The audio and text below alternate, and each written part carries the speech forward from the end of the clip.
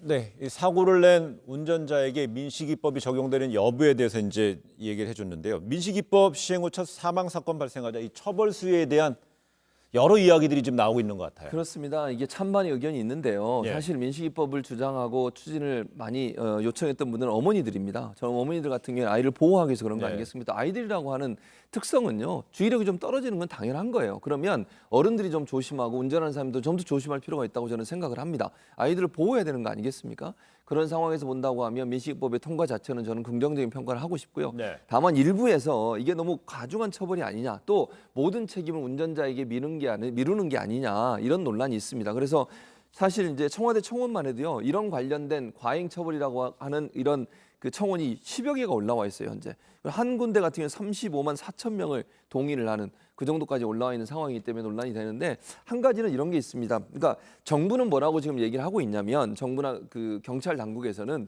이게 무작정 모든 사람에게 그 스쿨 존에서 사고 난 걸 모두 다 민식법으로 처벌하는 게 아니다. 두 가지 조건이 반드시 통과해야 되는. 첫째는 모든 스쿨 존은 30km 미만으로 운전을 해야 됩니다. 그걸 어겼을 경우.